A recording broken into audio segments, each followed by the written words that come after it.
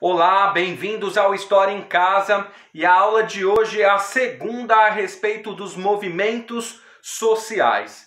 Nessa aula a gente vai falar dos indígenas na República. Como eu disse na aula anterior, que foi a respeito dos negros pós-abolição, esses temas são um pouco desafiadores, porque eles ainda estão em movimento e é importante a gente também entender o local de fala, saber respeitar o local de fala, né? Portanto, vou trazer alguns fatos para vocês aqui, sempre trazendo algumas citações. Nesse tema eu acho importante citar um cara chamado Ailton Krenak, para iniciar aí então a nossa aula.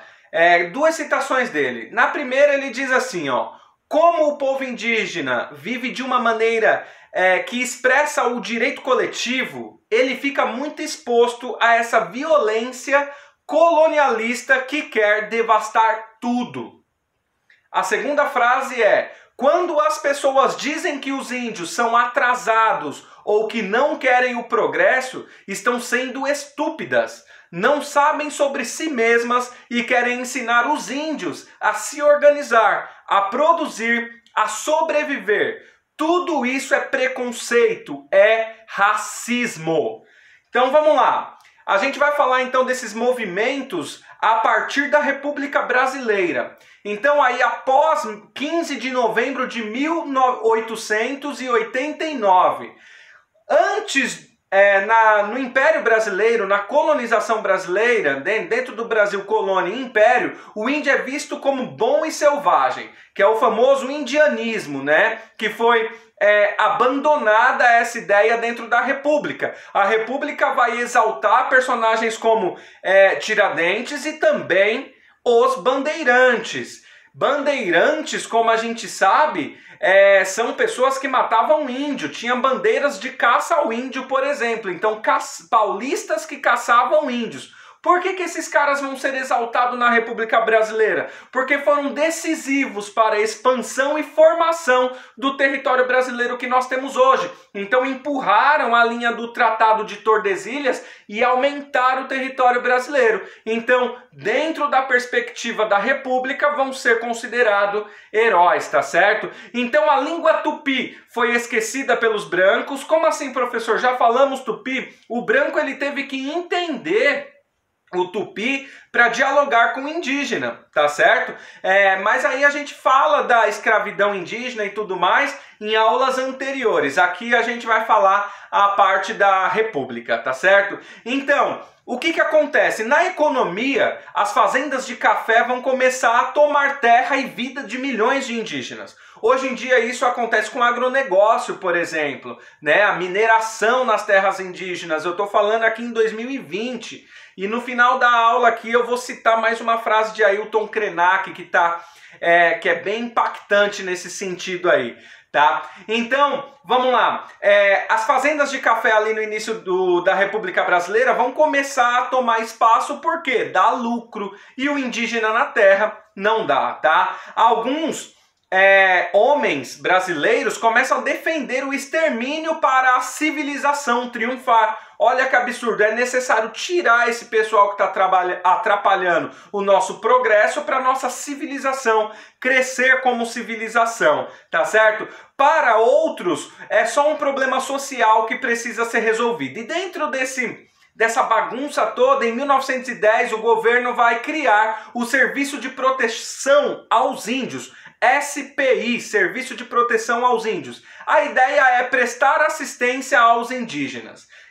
Dentro do processo vai surgir um homem chamado Marechal Rondon, que esse cara, pela sua habilidade, contrato com os indígenas, vai ser convidado a dirigir a SPI. E ele vai fazer. Qual é a meta? Integração total do indígena à nação brasileira, tá certo? Que vai propor o quê? Atração, pacificação e civilização. Olha só o pensamento, civilizar o índio. O índio não pode mais viver desse jeito. Como que ele não veste uma roupa? Como que ele não tem uma casa? Como ele não desenvolveu as coisas que a civilização do Ocidente desenvolveu? Precisamos civilizá-lo. Será que as pessoas chegaram na tribo e perguntaram se queriam ser civilizados? né? Então, essa é uma crítica que Ailton Krenak faz, né, também. Não só ele, como diversas lideranças indígenas, tá bom? Então, o Código Civil de 1916 vai definir o indígena como um ser incapaz. Olha isso, ele não pode responder por ele mesmo. E em 1928 vai ter uma lei, que é a 5.484, que vai colocar o índio sobre a tutela do Estado. Fala assim, o índio é incapaz de tomar decisões, então a gente toma decisões por ele. Portanto, até mesmo um crime que o índio cometer, ele só pode ser preso se o SPI autorizar. Então ele não responde pelos seus atos, colocado aí como inferior. A gente vai ver que nos movimentos sociais, esses grupos que se movimentam, eles são sempre colocados como inferiores pelo Estado, tá? A gente falou dos negros na aula anterior, vamos falar das mulheres na aula seguinte aí, também sempre colocado como inferior esses grupos, tá certo?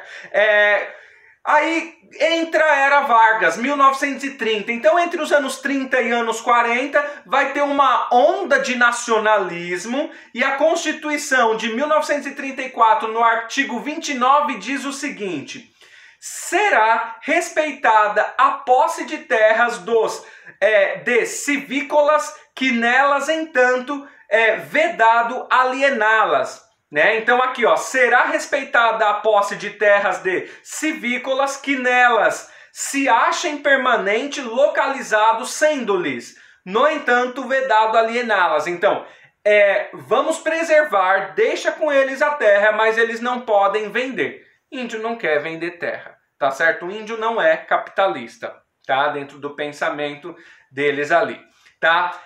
Então, as Constituições de 1937 e 1946 vai manter essa mesma posição, e é reconhecido que a política indigenista do SPI foi desastrosa. Por que ela foi desastrosa? Onde chegou a SPI, primeiramente, ali onde Marechal Randon chegou achando que estava tudo legal, ele traz um monte de morte a partir das doenças que ele leva a partir do ar. Certo? Porque os indígenas não têm imunidade para certas gripes, certos vírus que foram levados para dentro das suas tribos, tá? E não somente isso, se abre ali um monte de ideia para exploração desses territórios, tá? Então tiveram perdas de muitas terras e muitas vidas indígenas. Em 1955 a população indígena era entre 100 e 150 mil apenas, tá?